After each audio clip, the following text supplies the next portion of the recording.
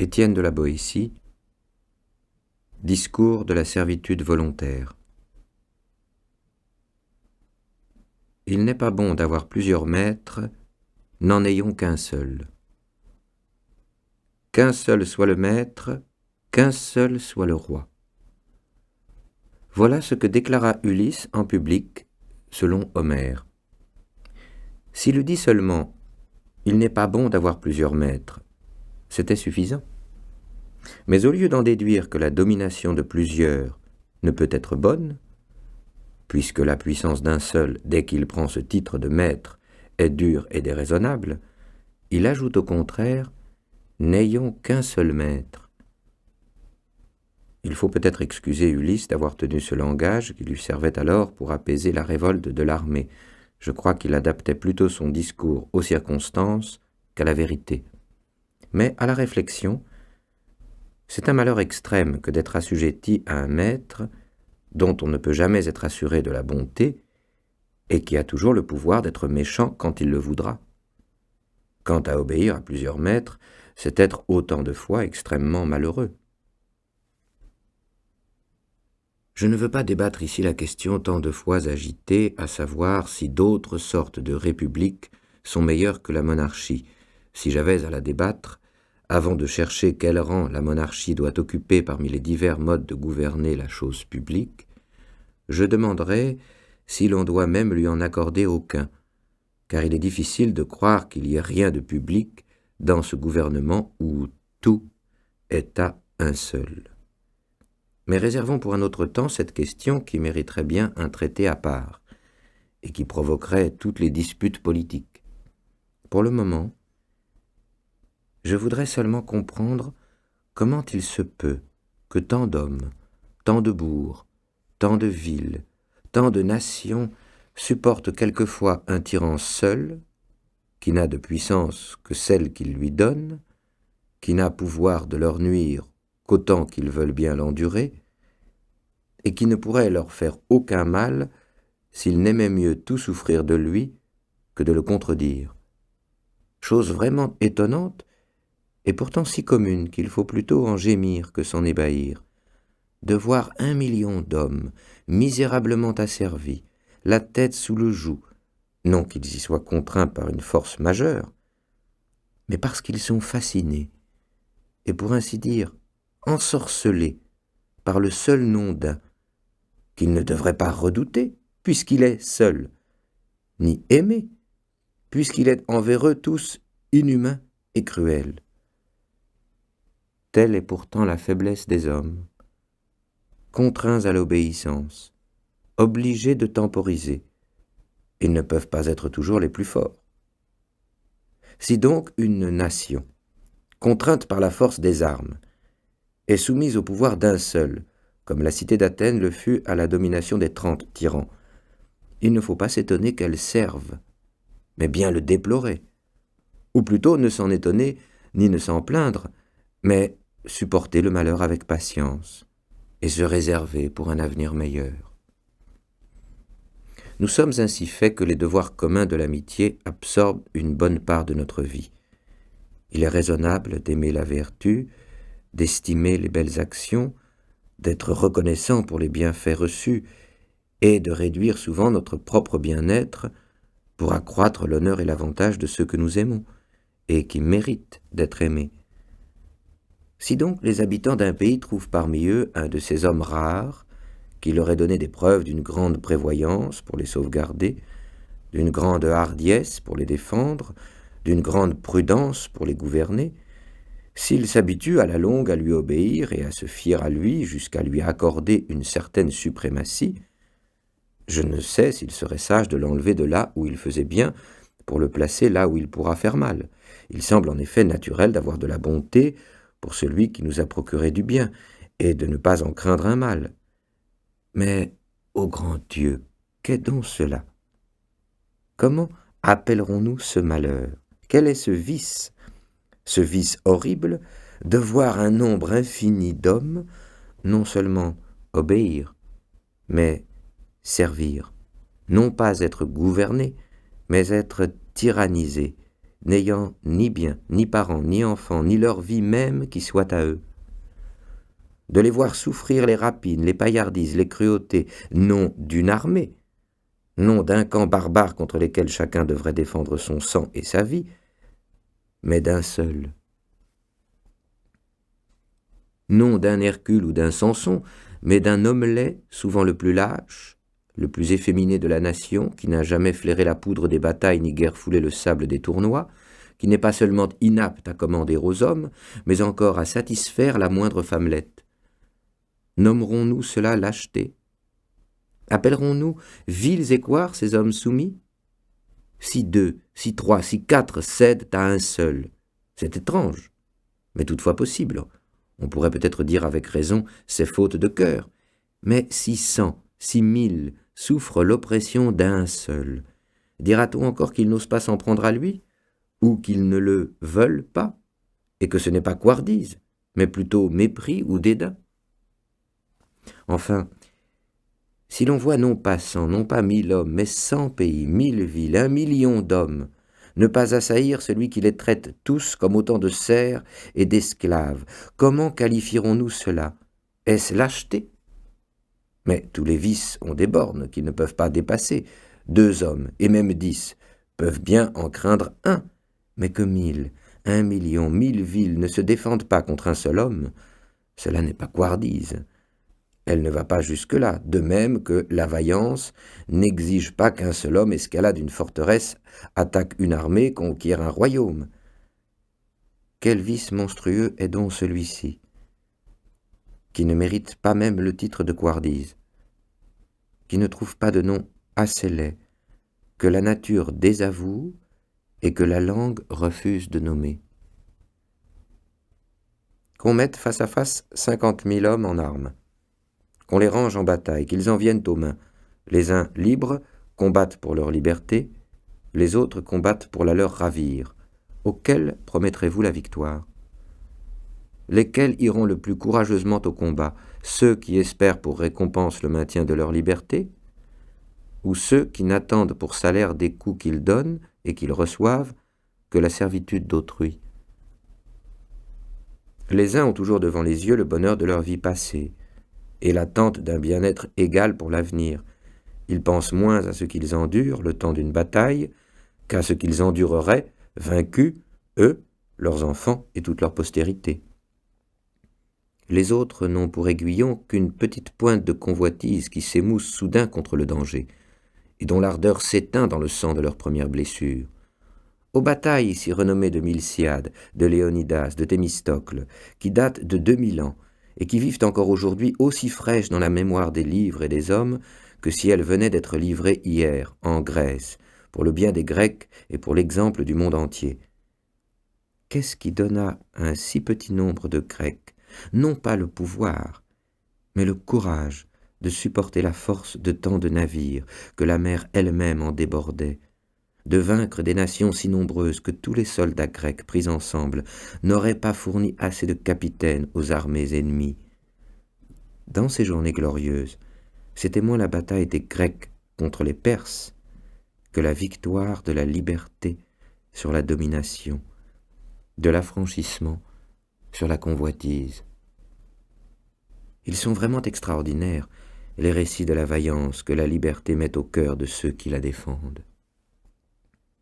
Mais ce qui arrive, partout et tous les jours, qu'un homme seul en opprime 100 000 et les prive de leur liberté, qui pourrait le croire, s'il ne faisait que l'entendre et non le voir?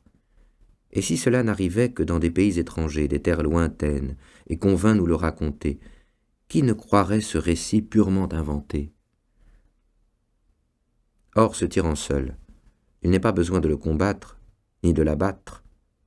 Il est défait de lui-même, pourvu que le pays ne consente point à sa servitude. Il ne s'agit pas de lui ôter quelque chose, mais de ne rien lui donner.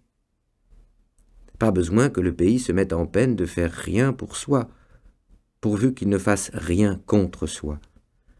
Ce sont donc les peuples eux-mêmes qui se laissent, ou plutôt qui se font malmener, puisqu'ils en seraient quittes en cessant de servir. C'est le peuple qui s'asservit et qui se coupe la gorge, qui, pouvant choisir d'être soumis ou d'être libre, repousse la liberté et prend le joug, qui consent à son mal, ou plutôt qui le recherche.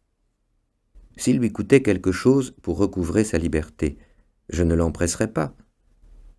Même si ce qu'il doit avoir le plus à cœur est de rentrer dans ses droits naturels et, pour ainsi dire, de bête, redevenir homme. Mais je n'attends même pas de lui une si grande hardiesse. J'admets qu'il aime mieux je ne sais quelle assurance de vivre misérablement qu'un espoir douteux de vivre comme il l'entend. Mais quoi? Si pour avoir la liberté, il suffit de la désirer, s'il n'est besoin que d'un simple vouloir, se trouvera-t-il une nation au monde qui croit la payer trop cher en l'acquérant par un simple souhait? Et qui regretterait sa volonté de recouvrir un bien qu'on devrait racheter au prix du sang, et dont la perte rend à tout homme d'honneur la vie amère et la mort bienfaisante? Certes, comme le feu d'une petite étincelle grandit et se renforce toujours, et plus il trouve de bois à brûler, plus il en dévore, mais il se consume et finit par s'éteindre de lui-même quand on cesse de l'alimenter. De même, plus les tyrans pillent, plus ils exigent, plus ils ruinent et détruisent, plus on leur fournit, plus on les sert. Ils se fortifient d'autant, deviennent de plus en plus frais et dispos pour tout anéantir et tout détruire. Mais si on ne leur fournit rien, si on ne leur obéit pas, sans les combattre, sans les frapper, ils restent nus et défaits et ne sont plus rien. De même que la branche n'ayant plus de suc ni d'aliment à sa racine devient sèche et morte. Pour acquérir le bien qu'il souhaite, l'homme hardi ne redoute aucun danger. L'homme avisé n'est rebuté par aucune peine. Seuls les lâches et les engourdis ne savent ni endurer le mal, ni recouvrer le bien qu'ils se bornent à convoiter. L'énergie d'y prétendre leur est ravie par leur propre lâcheté. Il ne leur reste que le désir naturel de le posséder. Ce désir, cette volonté commune aux sages et aux imprudents, aux courageux et aux couards, leur fait souhaiter toutes les choses dont la possession les rendrait heureux et contents. Il en est une seule que les hommes, je ne sais pourquoi, n'ont pas la force de désirer. C'est la liberté, bien si grand et si doux. Dès qu'elle est perdue, tous les maux s'ensuivent, et sans elle tous les autres biens corrompus par la servitude perdent entièrement leur goût et leur saveur. La liberté. Les hommes la dédaignent uniquement, semble-t-il, parce que, s'ils la désiraient, ils l'auraient, comme s'ils refusaient de faire cette précieuse acquisition parce qu'elle est trop aisée. Pauvres gens misérables, peuples insensés, nations opiniâtres à votre mal et aveugles à votre bien. Vous vous laissez enlever sous vos yeux le plus beau et le plus clair de votre revenu.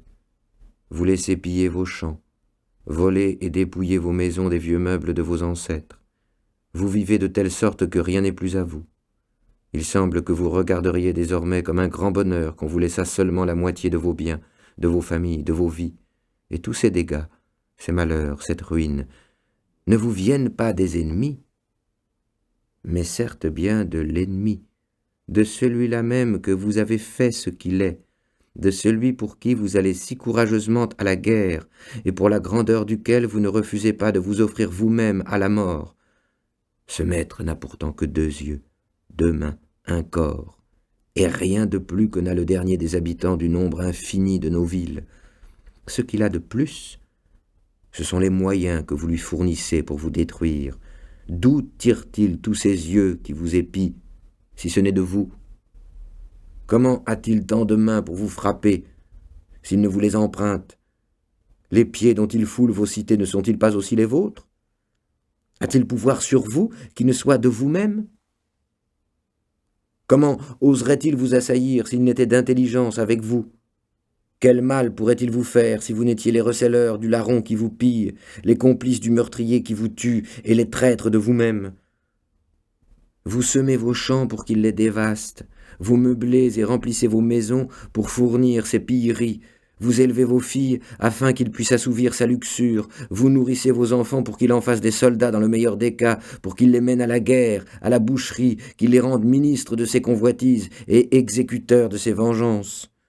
Vous vous usez à la peine, afin qu'il puisse se mignarder dans ses délices et se vautrer dans ses sales plaisirs. Vous vous affaiblissez, afin qu'il soit plus fort, et qu'il vous tienne plus rudement la bride plus courte. Et de tant d'indignité que les bêtes elles-mêmes ne supporteraient pas si elles les sentaient, vous pourriez vous délivrer, si vous essayiez, même pas de vous délivrer, seulement de le vouloir. Soyez résolu à ne plus servir, et vous voilà libre. Je ne vous demande pas de le pousser, de l'ébranler, mais seulement de ne plus le soutenir, et vous le verrez, tel un grand colosse dont on a brisé la base, fondre sous son poids et se rompre. Les médecins conseillent justement de ne pas chercher à guérir les plaies incurables. Et peut-être ai-je tort de vouloir ainsi exhorter un peuple qui semble avoir perdu depuis longtemps toute connaissance de son mal, ce qui montre assez que sa maladie est mortelle. Cherchons donc à comprendre, si c'est possible, comment cette opiniâtre volonté de servir s'est enracinée si profond qu'on croirait que l'amour même de la liberté n'est pas si naturel. Il est hors de doute, je crois, que si nous vivions avec les droits que nous tenons de la nature, et d'après les préceptes qu'elle nous enseigne, nous serions naturellement soumis à nos parents, sujets de la raison, sans être esclaves de personne. Chacun de nous reconnaît en soi, tout naturellement, l'impulsion de l'obéissance envers ses pères et mères. Quant à savoir si la raison est en nous innée ou non, question débattue amplement par les académies et agitée par toute l'école des philosophes, je ne pense pas errer en disant qu'il y a dans notre âme un germe naturel de raison. Développé par les bons conseils et les bons exemples, ce germe s'épanouit en vertu, mais il avorte souvent, étouffé par les vices qui surviennent. Ce qu'il y a de clair et d'évident que personne ne peut ignorer, c'est que la nature, ministre de Dieu, gouvernante des hommes, nous a tous créés et coulés en quelque sorte dans le même moule, pour nous montrer que nous sommes tous égaux, ou plutôt frères. Et si, dans le partage qu'elle a fait de ses dons, elle a prodigué quelques avantages de corps ou d'esprit aux uns plus qu'aux autres, elle n'a cependant pas voulu nous mettre en ce monde comme sur un champ de bataille, et n'a pas envoyé ici-bas les plus forts ou les plus adroits, comme des brigands armés dans une forêt, pour y malmener les plus faibles. Croyons plutôt qu'en faisant ainsi des parts plus grandes aux uns, plus petites aux autres, elle a voulu faire naître en eux l'affection fraternelle, et les mettre à même de la pratiquer, puisque les uns ont la puissance de porter secours, tandis que les autres ont besoin d'en recevoir. Donc, puisque cette bonne mère nous a donné à tous toute la terre pour demeure, puisqu'elle nous a tous logés dans la même maison, nous a tous formés sur le même modèle, afin que chacun puisse se regarder et quasiment se reconnaître dans l'autre comme dans un miroir, puisqu'elle nous a fait à tous ce beau présent de la voix et de la parole, pour mieux nous rencontrer et fraterniser, et pour produire par la communication et l'échange de nos pensées la communion de nos volontés, puisqu'elle a cherché par tous les moyens à faire et à resserrer le nœud de notre alliance, de notre société, puisqu'elle a montré en toute chose qu'elle ne nous voulait pas seulement unis, mais tel un seul être, comment douter alors que nous ne soyons tous naturellement libres, puisque nous sommes tous égaux? Il ne peut entrer dans l'esprit de personne que la nature ait mis quiconque en servitude, puisqu'elle nous a tous mis en compagnie. À vrai dire, il est bien inutile de se demander si la liberté est naturelle, puisqu'on ne peut tenir aucun être en servitude sans lui faire tort. Il n'y a rien au monde de plus contraire à la nature, toute raisonnable, que l'injustice, La liberté est donc naturelle. C'est pourquoi, à mon avis, nous ne sommes pas seulement nés avec elle, mais aussi avec la passion de la défendre. Et s'il s'en trouve par hasard qui en doutent encore, abâtardisent au point de ne pas reconnaître leurs dons ni leur passion native, il faut que je leur fasse l'honneur qu'ils méritent et que je hisse, pour ainsi dire, les bêtes brutes en chair, pour leur enseigner leur nature et leurs conditions. Les bêtes, Dieu me soit en aide. Si les hommes veulent bien les entendre, leurs cris « Vive la liberté !» Plusieurs d'entre elles meurent aussitôt prises. Tel le poisson qui perd la vie sitôt tiré de l'eau. Elles se laissent mourir pour ne point survivre à leur liberté naturelle. Si les animaux avaient entre eux des prééminences, ils feraient de cette liberté leur noblesse. D'autres bêtes, des plus grandes aux plus petites, lorsqu'on les prend, résistent si fort des ongles, des cornes, du bec, du pied, qu'elles démontrent assez quel prix elles accordent à ce qu'elles perdent.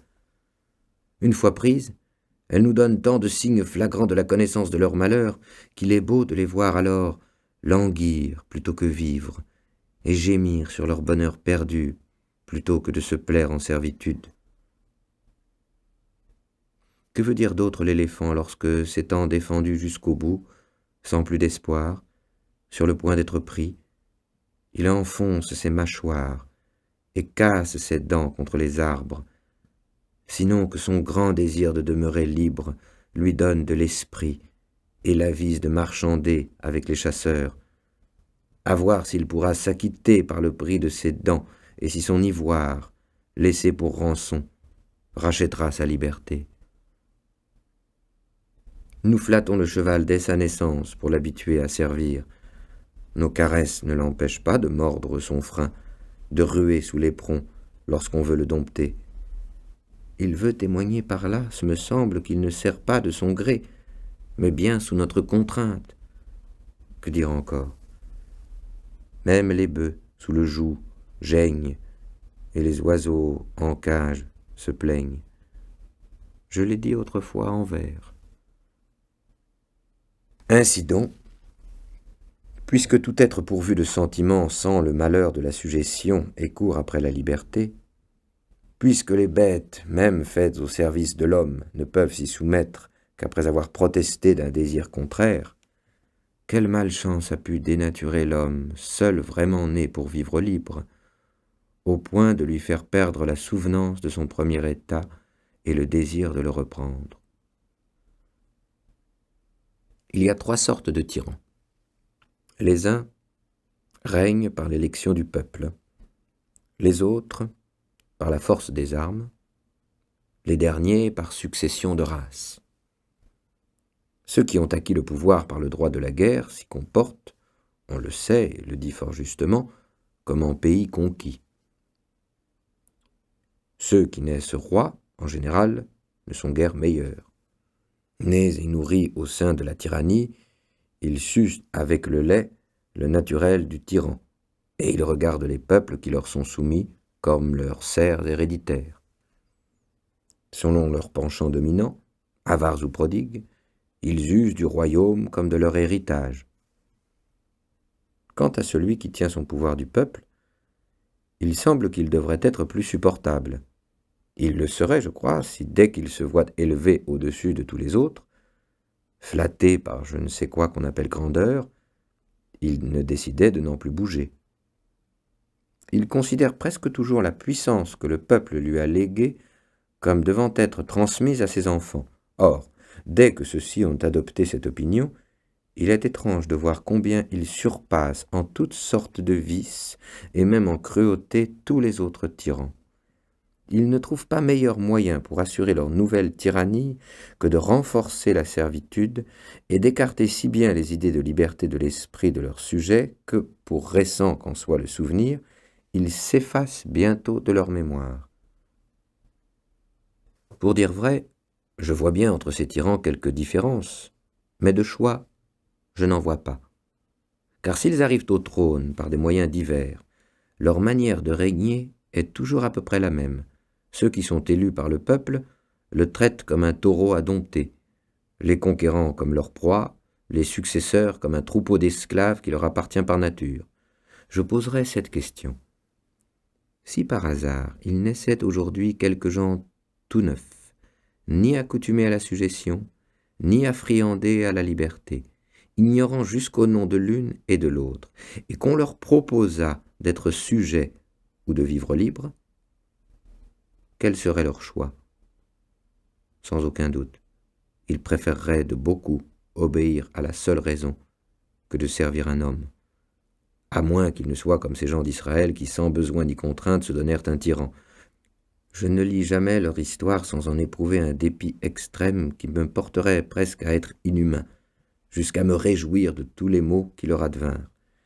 Car pour que les hommes, tant qu'ils sont des hommes, se laissent assujettir, il faut de deux choses l'une, ou qu'ils y soient contraints, ou qu'ils y soient trompés. Contraints par les armes étrangères, comme le furent Sparte et Athènes par celles d'Alexandre, ou trompés par les factions, comme le fut le gouvernement d'Athènes, tombé auparavant aux mains de Pisistrate. Ils perdent souvent leur liberté en étant trompés, mais sont moins souvent séduits par autrui qu'ils ne se trompent eux-mêmes. Ainsi le peuple de Syracuse, capitale de la Sicile, pressé par les guerres, ne songeant qu'au danger du moment, élut Denis Ier et lui donna le commandement de l'armée.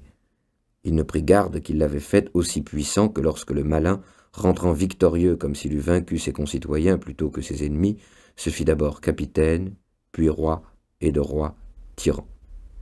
Il est incroyable de voir comme le peuple, dès qu'il est assujetti, tombe soudain dans un si profond oubli de sa liberté, qu'il lui est impossible de se réveiller pour la reconquérir.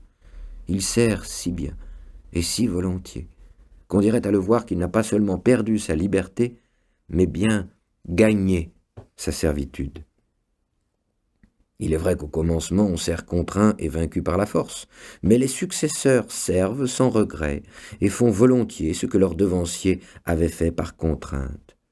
Les hommes nés sous le joug, puis nourris et élevés dans la servitude, sans regarder plus avant, se contentent de vivre comme ils sont nés, et ne pensent point avoir d'autres biens ni d'autres droits que ce qu'ils ont trouvé. Ils prennent pour leur état de nature l'état de leur naissance. Toutefois, il n'est pas d'héritier, même prodigue ou nonchalant, qui ne porte un jour les yeux sur les registres de son père pour voir s'il jouit de tous les droits de sa succession et si l'on n'a rien entrepris contre lui ou contre son prédécesseur. Mais l'habitude, qui exerce en toute chose un si grand pouvoir sur nous, a surtout celui de nous apprendre à servir, et comme on le raconte de Mithridate, qui finit par s'habituer au poison, celui de nous apprendre à avaler le venin de la servitude, sans le trouver amer. Nul doute que la nature nous dirige là où elle veut, bien ou mal lotis, mais il faut avouer qu'elle a moins de pouvoir sur nous que l'habitude.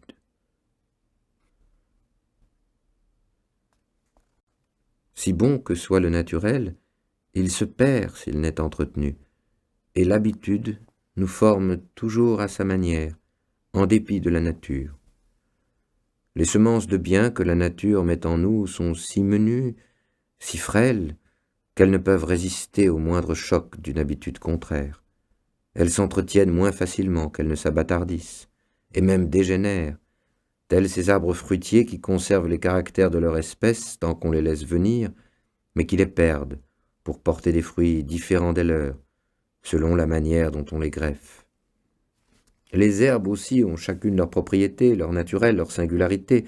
Pourtant la durée, les intempéries, le sol ou la main du jardinier augmentent ou diminuent de beaucoup leurs vertus. La plante qu'on a vue dans un pays n'est souvent plus reconnaissable dans un autre.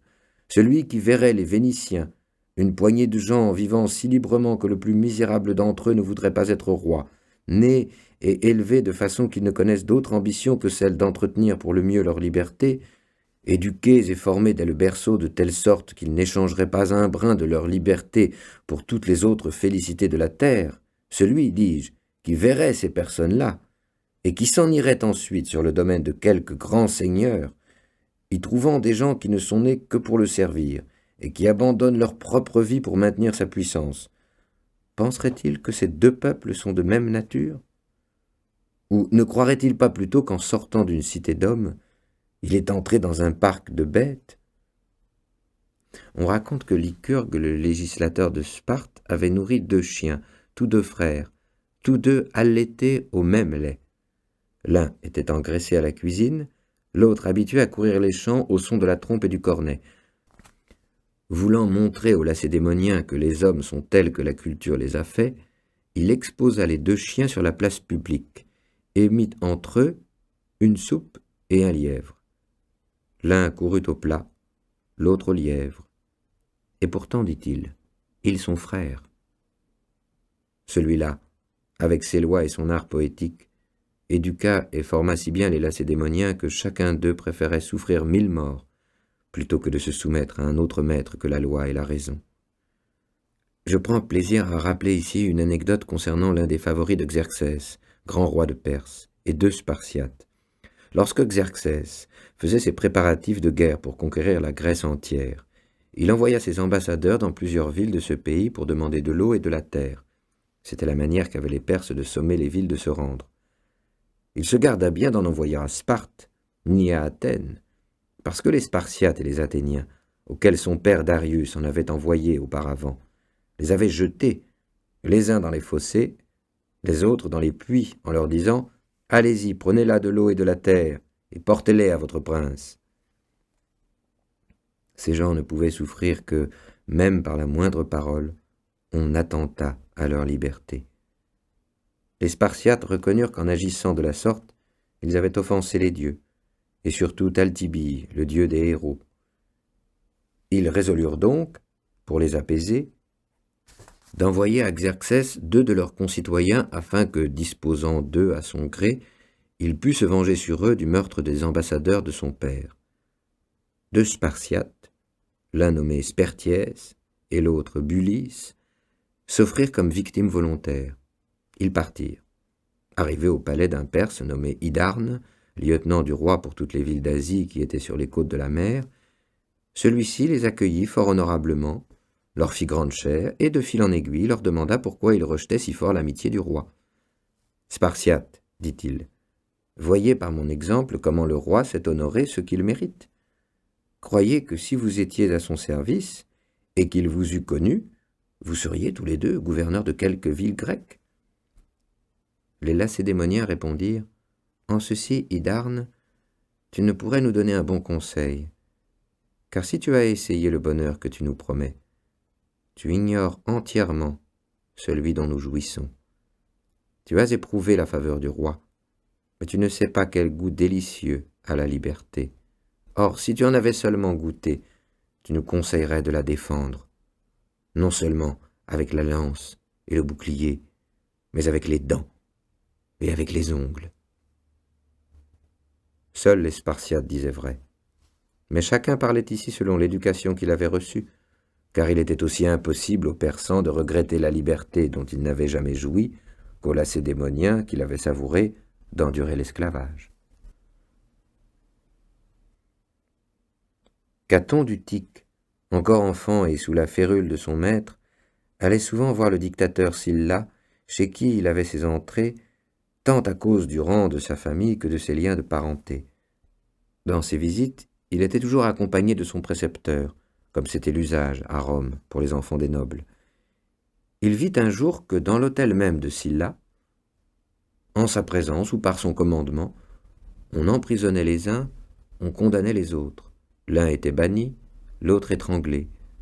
L'un demandait la confiscation des biens d'un citoyen, l'autre sa tête. En somme, tout s'y passait non pas comme chez un magistrat de la cité, mais comme chez un tyran du peuple. C'était moins le sanctuaire de la justice qu'une caverne de tyrannie. Ce jeune garçon dit à son précepteur « Que ne me donnez-vous un poignard? Je le cacherai sous ma robe. J'entre souvent dans la chambre de Sylla avant qu'il ne soit levé. J'ai le bras assez fort pour en libérer la ville. » Voilà vraiment la parole d'un Caton. Ce début d'une vie était digne de sa mort. Taisez le nom et le pays. Racontez seulement le fait tel qu'il est. Il parle de lui-même. On dira aussitôt, cet enfant était romain, né dans Rome lorsqu'elle était libre. Pourquoi dis-je ceci? Je ne prétends certes pas que le pays et le sol n'y fassent rien, car partout et en tout lieu l'esclavage est amer aux hommes et la liberté leur est chère. Mais il me semble qu'on doit avoir pitié de ceux qui, en naissant, se trouvent déjà sous le joug, qu'on doit les excuser ou leur pardonner si n'ayant pas même vu l'ombre de la liberté, et n'en ayant pas entendu parler, ils ne ressentent pas le malheur d'être esclaves. S'il est des pays, comme le dit Homère, de celui des Cimmériens, où le soleil se montre tout différent qu'à nous, où après les avoir éclairés pendant 6 mois consécutifs, il les laisse dans l'obscurité durant les 6 autres mois, faut-il s'étonner que ceux qui naissent pendant cette longue nuit, s'ils n'ont point ouï parler de la clarté ni jamais vu le jour, s'accoutument aux ténèbres, où ils sont nés sans désirer la lumière. On ne regrette jamais ce qu'on n'a jamais eu. Le chagrin ne vient qu'après le plaisir, et toujours à la connaissance du malheur se joint le souvenir de quelque joie passée. La nature de l'homme est d'être libre et de vouloir l'être, mais il prend facilement un autre pli lorsque l'éducation le lui donne. Disons que si toutes choses deviennent naturelles à l'homme lorsqu'il s'y habitue, seul reste dans sa nature celui qui ne désire que les choses simples et non altérées. Ainsi la première raison de la servitude volontaire, c'est l'habitude. Voilà ce qui arrive aux plus braves chevaux qui d'abord mordent leurs freins et après s'en jouent, qui regimbant naguère sous la selle, se présentent maintenant d'eux-mêmes sous le harnais et, tout fiers, se rengorgent sous l'armure. Ils disent qu'ils ont toujours été sujets, que leurs pères ont vécu ainsi, ils pensent qu'ils sont tenus d'endurer le mal, s'en persuadent par des exemples et consolident eux-mêmes par la durée la possession de ceux qui les tyrannisent. Mais en vérité, les années ne donnent jamais le droit de mal faire. Elles accroissent l'injure. Ils s'en trouvent toujours certains, mieux nés que les autres, qui sentent le poids du joug et ne peuvent se retenir de le secouer, qui ne s'apprivoisent jamais à la suggestion, et qui, comme Ulysse cherchait par terre et par mer à revoir la fumée de sa maison, n'ont garde d'oublier leurs droits naturels, leurs origines, leur état premier, et s'empressent de les revendiquer en toute occasion. Ceux-là, ayant l'entendement net et l'esprit clairvoyant, ne se contentent pas, comme les ignorants, de voir ce qui est à leurs pieds sans regarder ni derrière ni devant. Ils se remémorent les choses passées pour juger le présent et prévoir l'avenir. Ce sont eux qui, ayant d'eux-mêmes la tête bien faite, l'ont encore affinée par l'étude et le savoir. Ceux-là, quand la liberté serait entièrement perdue et bannie de ce monde, l'imaginent et la sentent dans leur esprit et la savourent, et la servitude les dégoûte, pour si bien qu'on l'accoutre. Le grand Turc s'est bien aperçu que les livres et la pensée donnent plus que toute autre chose aux hommes le sentiment de leur dignité et la haine de la tyrannie. Je comprends que dans son pays, il n'a guère de savants, ni n'en demande. Le zèle et la passion de ceux qui sont restés, malgré les circonstances, les dévots de la liberté, restent communément sans effet, quel que soit leur nombre, parce qu'ils ne peuvent s'entendre. Les tyrans leur enlèvent toute liberté de faire, de parler, presque de penser, et ils demeurent isolés dans leurs rêves. Momus ne plaisantait pas trop lorsqu'il trouvait à redire à l'homme forgé par Vulcain, en ce qu'il n'avait pas une petite fenêtre au cœur, afin qu'on pût y voir ses pensées. On dit que Brutus et Cassius, lorsqu'ils entreprirent de délivrer Rome, c'est-à-dire le monde entier, ne voulurent point que Cicéron, ce grand zélateur du bien public, fût de la partie, jugeant son cœur trop faible pour un si haut fait. Il croyait bien à son vouloir, mais non à son courage. Qui voudra se rappeler les temps passés et compulser les annales anciennes, se convaincra que presque tous ceux qui, voyant leur pays malmené et en de mauvaises mains, formèrent le dessein de le délivrer, dans une intention bonne, entière et droite, en vinrent facilement à bout. Pour se manifester elle-même, la liberté vient toujours à leur aide. Harmodius, Aristogiton, Thrasybule, Brutus l'Ancien, Valérius et Dion, qui conçurent un projet si vertueux, l'exécutèrent avec bonheur. En de tels cas, le ferme vouloir garantit presque toujours le succès. Brutus le Jeune et Cassius réussirent à briser la servitude. Ils périrent lorsqu'ils tentèrent de ramener la liberté, non pas misérablement, car qui oserait trouver rien de misérable ni dans leur vie ni dans leur mort, mais au grand dommage, pour le malheur perpétuel et pour la ruine entière de la République, laquelle, ce me semble, fut enterrée avec eux. Les autres tentatives essayées depuis contre les empereurs romains ne furent que les conjurations de quelque ambitieux dont l'irréussite et la mauvaise fin ne sont pas à regretter, vu qu'ils ne désiraient pas renverser le trône, mais seulement ébranler la couronne, cherchant à chasser le tyran pour mieux garder la tyrannie. Quant à cela, je serais bien fâché qu'ils eussent réussi, et je suis content qu'ils aient montré par leur exemple qu'il ne faut pas abuser du saint nom de la liberté pour conduire une mauvaise action. Mais pour revenir à mon sujet, que j'avais presque perdu de vue, la première raison pour laquelle les hommes servent volontairement, c'est qu'ils naissent serfs et qu'ils sont élevés comme tels. De cette première raison découle cette autre, que sous les tyrans, les gens deviennent aisément lâches et efféminés. Je sais gré au grand Hippocrate, père de la médecine, de l'avoir si bien remarqué dans son livre des maladies.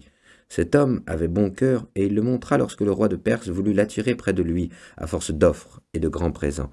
Il lui répondit franchement qu'il se ferait un cas de conscience de s'occuper à guérir les barbares qui voulaient tuer les Grecs, et à servir par son art celui qui voulait asservir son pays. La lettre qu'il lui écrivit se trouve encore aujourd'hui dans ses autres œuvres.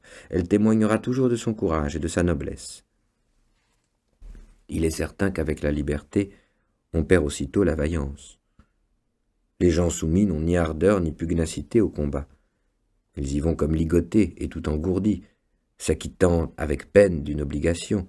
Ils ne sentent pas bouillir dans leur cœur l'ardeur de la liberté qui fait mépriser le péril et donne envie de gagner par une belle mort auprès de ses compagnons l'honneur et la gloire. Chez les hommes libres, au contraire, c'est à l'envie, à qui mieux, chacun pour tous et chacun pour soi. Ils savent qu'ils recueilleront une part égale au mal de la défaite ou au bien de la victoire. Mais les gens soumis, dépourvus de courage et de vivacité, ont le cœur bas et mou, et sont incapables de toute grande action. Les tyrans le savent bien. Aussi font-ils tout leur possible pour mieux les avachir. L'historien Xénophon, l'un des plus sérieux et des plus estimés parmi les Grecs, a fait un petit livre dans lequel il fait dialoguer Simonide avec Hiéron, tyran de Syracuse, sur les misères du tyran. Ce livre est plein de leçons bonnes et graves, qui ont aussi, selon moi, une grâce infinie. Plût à Dieu que tous les tyrans qui aient jamais été l'eussent placé devant eux en guise de miroir. Ils y auraient certainement reconnu leur verrue et en auraient pris honte de leurs tâches. Ce traité parle de la peine qu'éprouvent les tyrans qui, faisant du mal à tous, sont obligés de craindre tout le monde. Il dit, entre autres choses, que les mauvais rois prennent à leur service des étrangers mercenaires parce qu'ils n'osent plus donner les armes à leurs sujets qu'ils ont maltraités. En France même, plus encore autrefois qu'aujourd'hui, quelques bons rois ont bien eu à leur solde des troupes étrangères, mais c'était plutôt pour sauvegarder leurs propres sujets. Ils ne regardaient pas à la dépense pour épargner les hommes. C'était aussi, je crois, l'opinion du grand Scipion l'Africain, qui aimait mieux avoir sauvé la vie d'un citoyen que d'avoir défait 100 ennemis.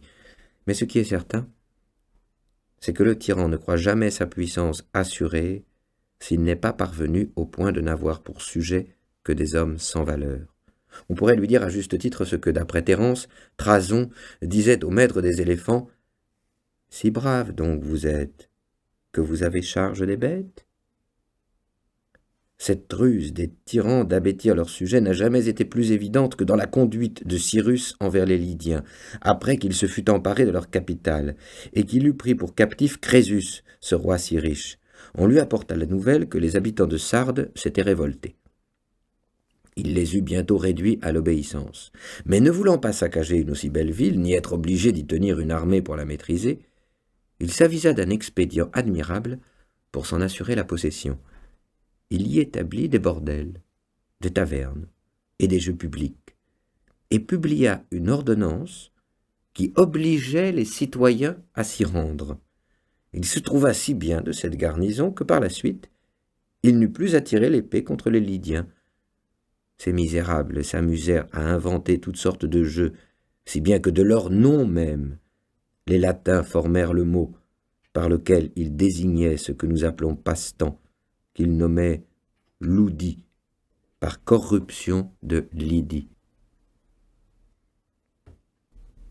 Tous les tyrans n'ont pas déclaré aussi expressément vouloir efféminer leur sujet, mais de fait, ce que celui-là ordonna formellement, la plupart d'entre eux l'ont fait en cachette. Tel est le penchant naturel du peuple ignorant qui d'ordinaire est plus nombreux dans les villes, il est soupçonneux envers celui qu'il aime et confiant envers celui qui le trompe. Ne croyez pas qu'il y ait nul oiseau qui se prenne mieux à la pipée ni aucun poisson qui, pour la friandise du ver, morde plutôt à l'hameçon que tous ces peuples qui se laissent promptement allécher à la servitude pour la moindre douceur qu'on leur fait goûter. Ces choses merveilleuses qu'ils se laissent aller si promptement, pour peu qu'on les chatouille. Le théâtre, les jeux, les farces, les spectacles, les gladiateurs, les bêtes curieuses, les médailles, les tableaux et autres drogues de cette espèce étaient pour les peuples anciens les appâts de la servitude, le prix de leur liberté ravie, les outils de la tyrannie. Ce moyen, cette pratique, ces allèchements étaient ceux qu'employaient les anciens tyrans pour endormir leurs sujets sous le joug. Ainsi les peuples abrutis, trouvant beaux tous ces passe-temps, amusés d'un vain plaisir qui les éblouissait, s'habituaient à servir aussi niaisement, mais plus mal que les petits-enfants n'apprennent à lire avec des images brillantes. Les tyrans romains renchérirent encore sur ces moyens, en faisant souvent festoyer les décuries, en gorgeant comme il le fallait cette canaille qui se laisse aller plutôt qu'à toute autre chose au plaisir de la bouche. Ainsi le plus éveillé d'entre eux n'aurait pas quitté son écuelle de soupe pour recouvrer la liberté de la République de Platon. Les tyrans faisaient largesse du quart de blé, du septier de vin, du sesterce, et c'était pitié alors d'entendre crier « Vive le roi !» Ces lourdeaux ne s'avisaient pas qu'ils ne faisaient que recouvrer une part de leurs biens, et que cette part même qu'ils en recouvraient, le tyran n'aurait pu la leur donner si auparavant il ne la leur avait enlevée. Tel ramassait aujourd'hui le sesterce, tel se gorgeait au festin public en bénissant Tibère et Néron de leur libéralité, qui, le lendemain, contraint d'abandonner ses biens à l'avidité, ses enfants à la luxure, son sang même à la cruauté de ces empereurs magnifiques, ne disait mot, pas plus qu'une pierre, et ne se remuait pas plus qu'une souche. Le peuple ignorant a toujours été ainsi. Au plaisir qu'il ne peut honnêtement recevoir, il est tout dispos et dissolu. Au tort et à la douleur qu'il peut honnêtement souffrir, il est insensible. Je ne vois personne aujourd'hui qui, entendant parler de Néron, ne tremble au seul nom de ce vilain monstre, de cette sale peste du monde. Il faut pourtant dire qu'après la mort, aussi dégoûtante que sa vie, de ce bout de feu, de ce bourreau, de cette bête sauvage, ce fameux peuple romain en éprouva tant de déplaisir, se rappelant ses jeux et ses festins, qu'il fut sur le point d'emporter le deuil. C'est du moins ce qu'en écrit Tacite, excellent auteur, historien des plus fiables. Et l'on ne trouvera pas cela étrange, si l'on considère que ce même peuple avait déjà fait à la mort de Jules César, qui avait donné congé aux lois et à la liberté romaine. On louait surtout, me semble, dans ce personnage son humanité. Or, elle fut plus funeste à son pays que la plus grande cruauté du plus sauvage tyran qui ait jamais vécu, car à la vérité ce fut cette venimeuse douceur qui emmillait là pour le peuple romain le breuvage de la servitude. Après sa mort, ce peuple-là, qui avait encore à la bouche le goût de ses banquets et à l'esprit la mémoire de ses prodigalités, amoncela les bancs de la place publique pour lui en faire un grand bûcher d'honneur. Puis il lui éleva une colonne, comme au père du peuple. Le chapiteau portait cette inscription. Enfin, il fit plus d'honneur à ce mort qu'il n'aurait dû en faire à un vivant, et d'abord à ceux qu'il avait tués.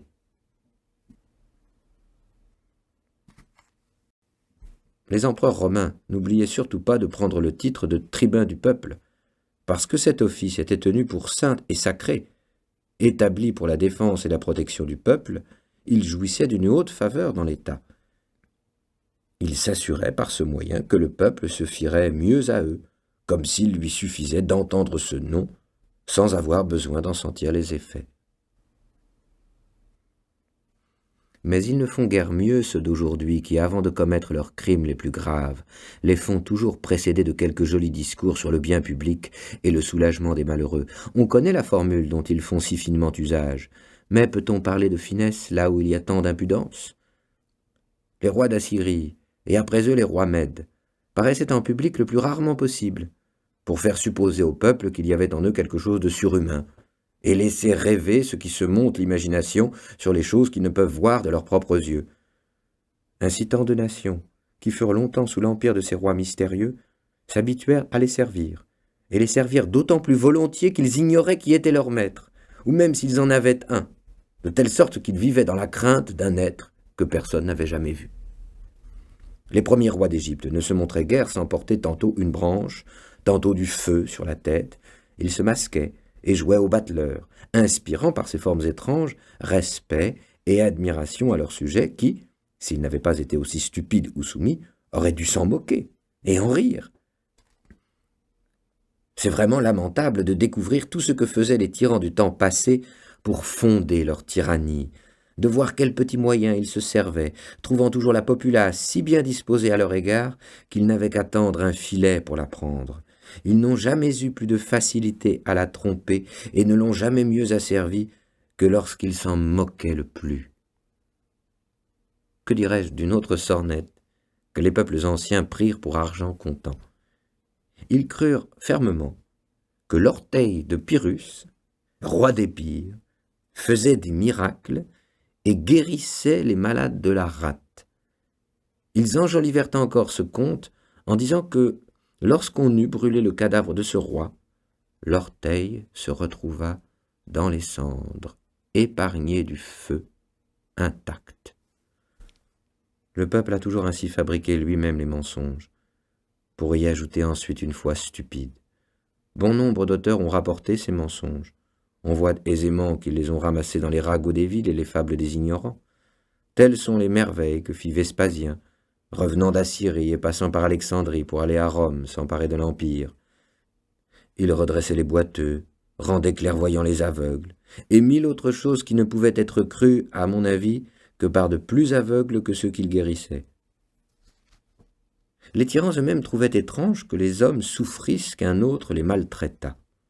C'est pourquoi ils se couvraient volontiers du manteau de la religion et s'affublaient autant que faire se peut des oripeaux de la divinité pour cautionner leur méchante vie. Ainsi Salmonée, pour s'être moqué du peuple en faisant son Jupiter, se trouve maintenant au fin fond de l'enfer, selon la Sibylle de Virgile, qu'il y a vu. Là, des fils d'Aloïs gisent les corps énormes, ceux qui, fendant les airs de leur tête difforme, osèrent attenter aux demeures des dieux, et du trône éternel chasser le roi des cieux.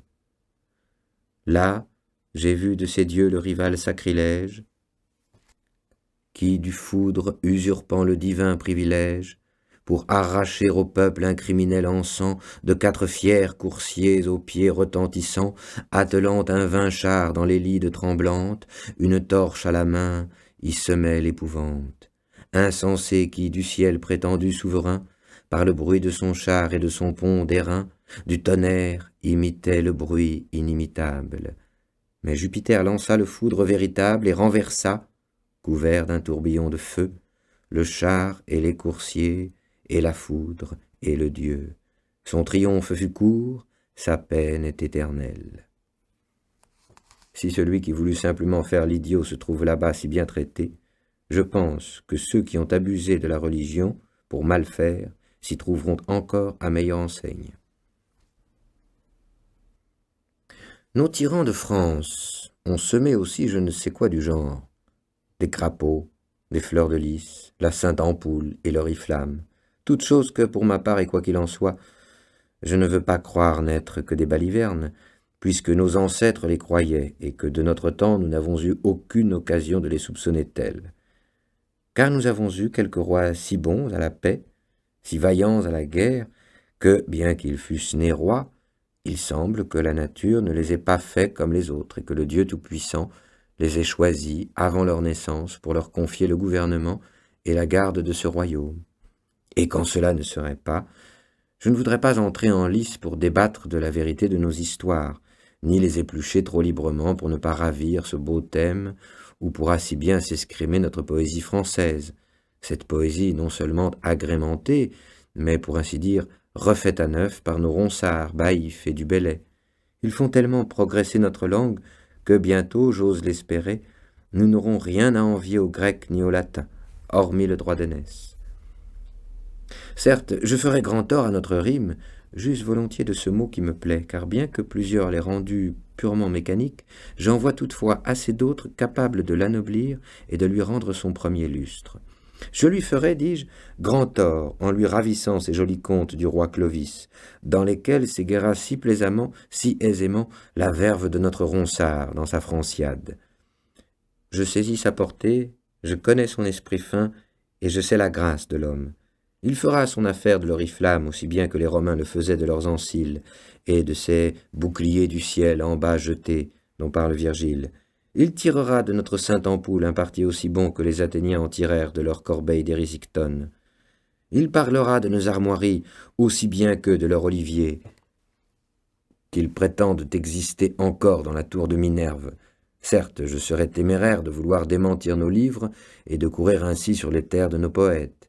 Mais, pour revenir à mon sujet, dont je me suis éloigné, je ne sais trop comment, n'est-il pas clair que les tyrans, pour s'affermir, se sont efforcés d'habituer le peuple, non seulement à l'obéissance et à la servitude, mais encore à leur dévotion. Tout ce que j'ai dit jusqu'ici des moyens employés par les tyrans pour asservir n'est exercé que sur le petit peuple ignorant.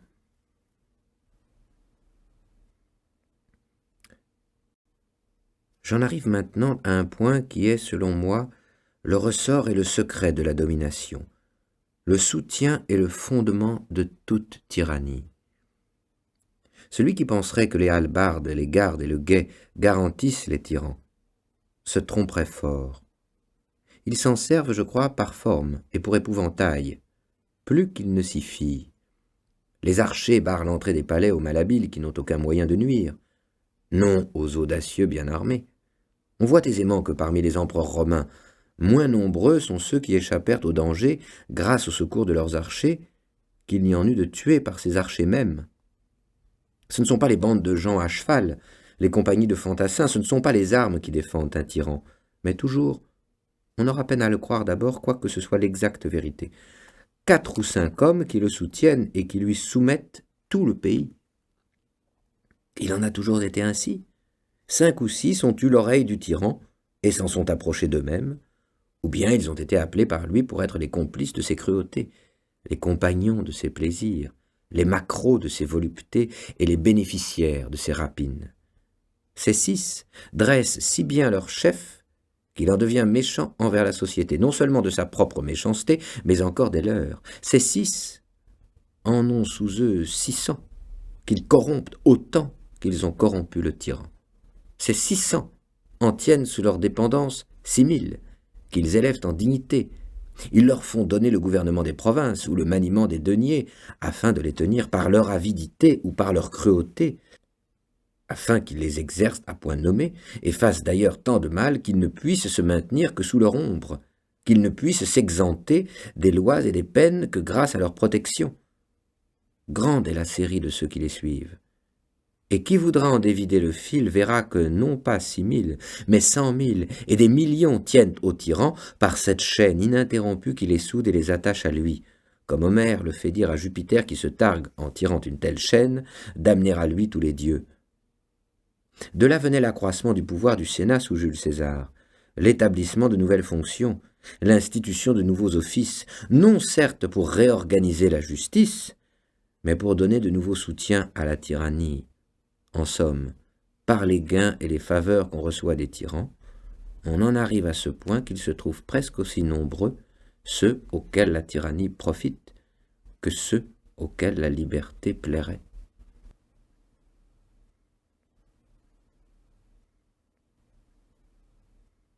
Au dire des médecins, bien que rien ne paraisse changer dans notre corps, dès que quelque tumeur se manifeste en un seul endroit, toutes les humeurs se portent vers cette partie véreuse.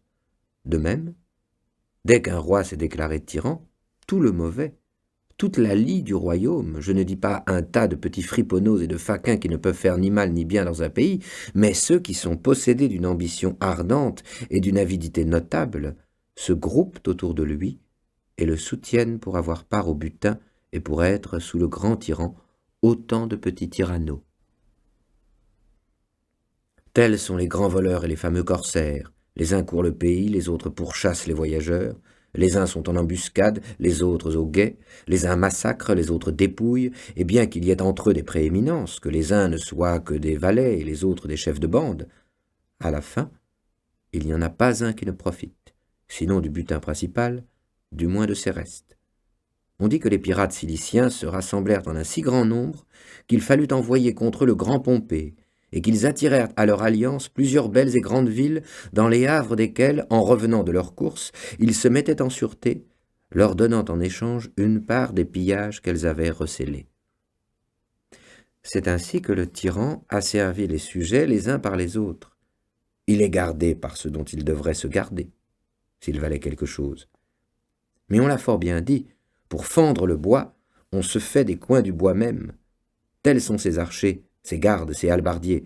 Non que ceux-ci n'en souffrent souvent eux-mêmes, mais ces misérables, abandonnés de Dieu et des hommes, se contentent d'endurer le mal et d'en faire, non à celui qui leur en fait, mais bien à ceux qui, comme eux, l'endurent et n'y peuvent mais.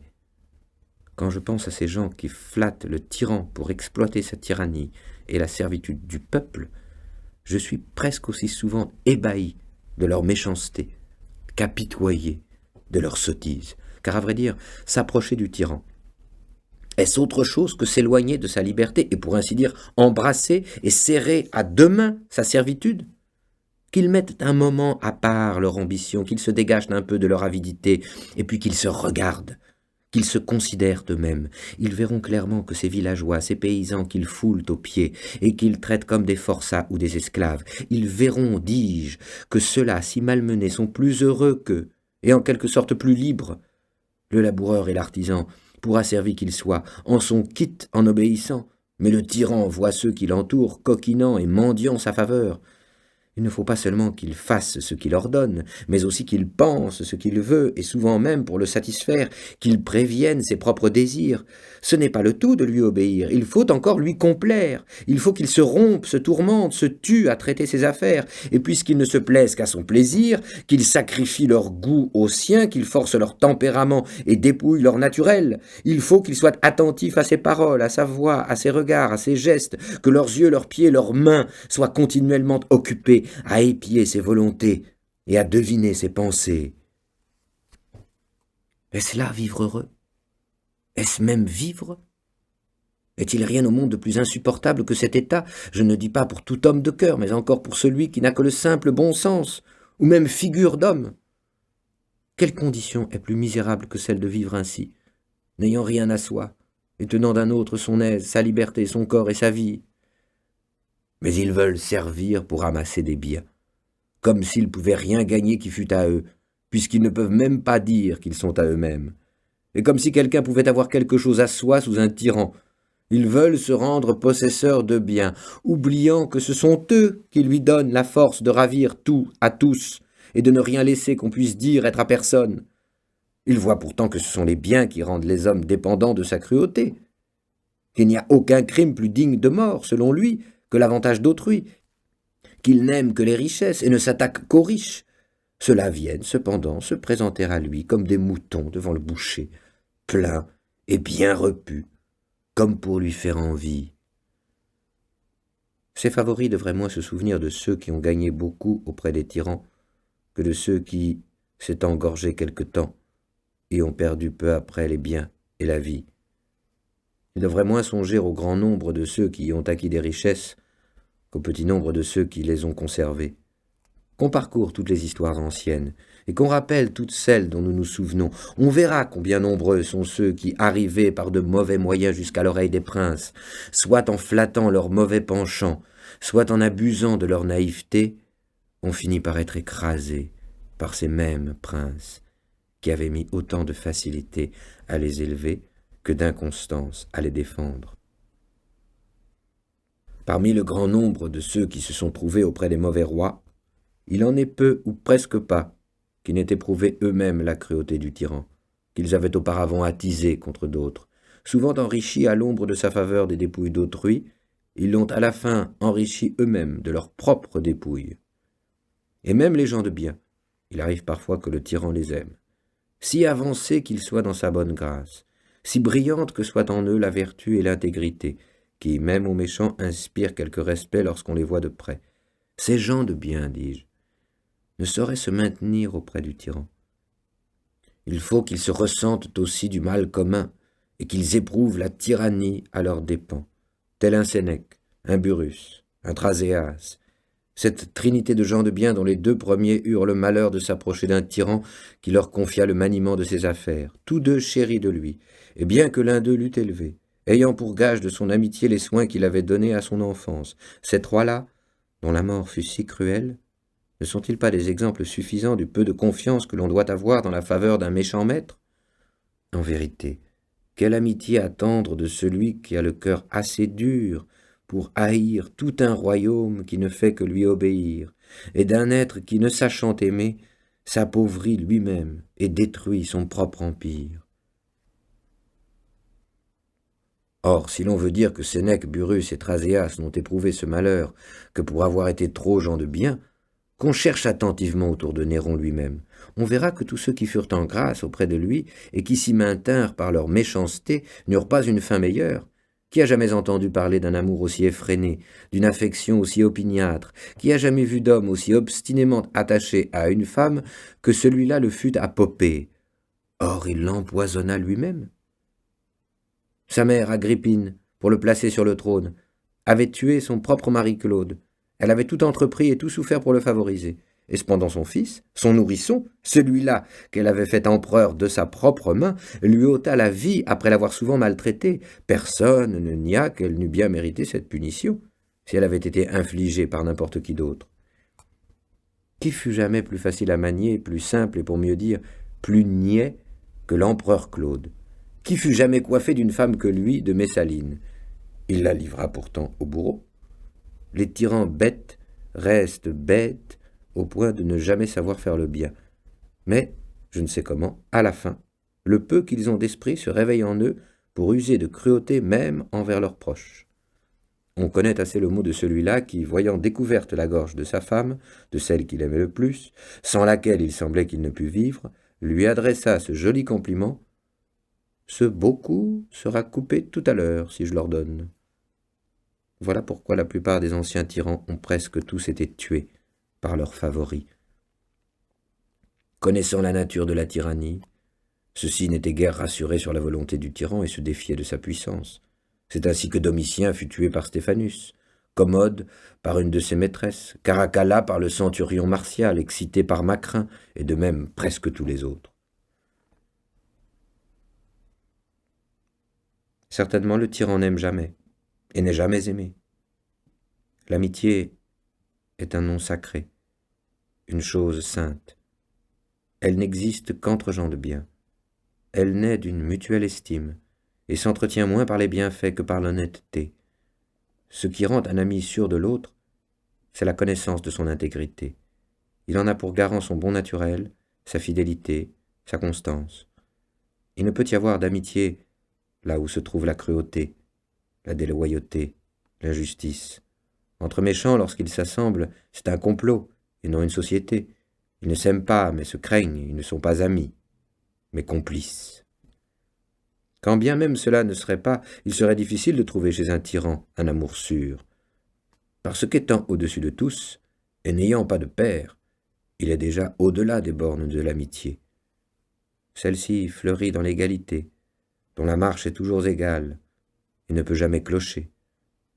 Voilà pourquoi il y a bien, comme on le dit, une espèce de bonne foi parmi les voleurs lors du partage du butin, parce qu'alors ils y sont tous pères et compagnons.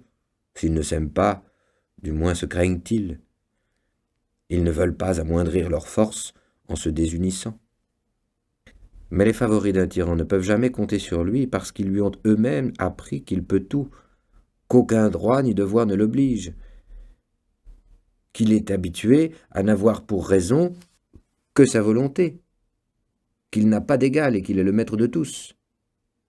N'est-il pas déplorable que malgré tant d'exemples éclatants, sachant le danger si présent, personne ne veuille tirer leçon des misères d'autrui et que tant de gens s'approchent encore si volontiers des tyrans, qu'il ne s'en trouve pas un pour avoir la prudence et le courage de leur dire, comme le renard de la fable au lion qui faisait le malade: « J'irais volontiers te rendre visite dans ta tanière, mais je vois assez de traces de bêtes qui y entrent, quant à celles qui en sortent, je n'en vois aucune. » Ces misérables voient reluire les trésors du tyran, ils admirent tout ébahis les éclats de sa magnificence. Alléchés par cette lueur, Ils s'approchent sans s'apercevoir qu'ils se jettent dans une flamme qui ne peut manquer de les dévorer. Ainsi le satyre imprudent de la fable, voyant briller le feu ravi par Prométhée, le trouva si beau qu'il alla le baiser et s'y brûla. Ainsi le papillon, qui espérant jouir de quelque plaisir, se jette au feu parce qu'il le voit briller, et prouve bientôt, comme dit Lucain, qu'il a aussi le pouvoir de brûler. Mais supposons encore que ces mignons échappent aux mains de celui qu'ils servent. Ils ne se sauvent jamais de celle du roi qui lui succède. S'il est bon, il leur faut alors rendre des comptes, et se soumettre à la raison. S'il est mauvais comme leur ancien maître, il ne peut manquer d'avoir aussi ses favoris qui, d'ordinaire, non contents de prendre leur place, leur arrachent aussi le plus souvent leurs biens et leur vie. Se peut-il donc qu'il se trouve quelqu'un qui, face à un tel péril et avec si peu de garantie, veuille prendre une position si malheureuse et servir avec tant de souffrance un maître aussi dangereux? Quelle peine! Quel martyre! Grand Dieu! Être occupé nuit et jour à plaire à un homme et se méfier de lui plus que de tout autre au monde. Avoir toujours l'œil aux aguets, l'oreille aux écoutes, pour épier d'où viendra le coup, pour découvrir les embûches, pour tâter la mine de ses concurrents, pour deviner le traître. Sourire à chacun et se méfier de tous, n'avoir ni ennemi ouvert, ni ami assuré, montrer toujours un visage riant quand le cœur est transi, ne pas pouvoir être joyeux, ni oser être triste. Il est vraiment plaisant de considérer ce qui leur revient de ce grand tourment, et de voir le bien qu'ils peuvent attendre de leur peine et de leur vie misérable. Ce n'est pas le tyran que le peuple accuse du mal qu'il souffre, mais bien ceux qui le gouvernent.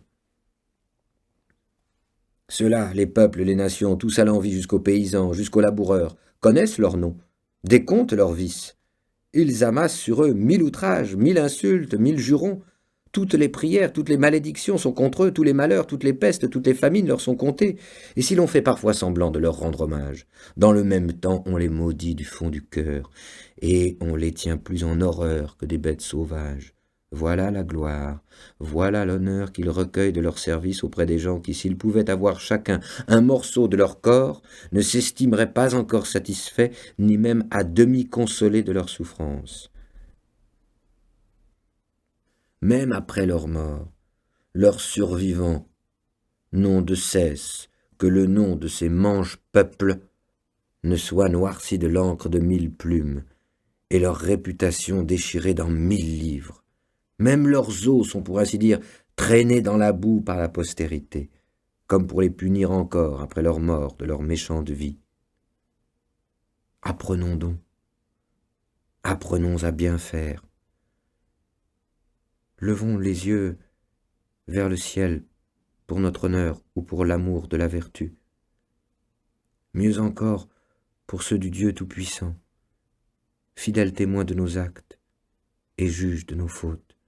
Pour moi, je pense, et ne crois pas me tromper, puisque rien n'est plus contraire à un Dieu bon et libéral que la tyrannie, qu'il réserve là-bas tout exprès, pour les tyrans et leurs complices, quelques peines particulières.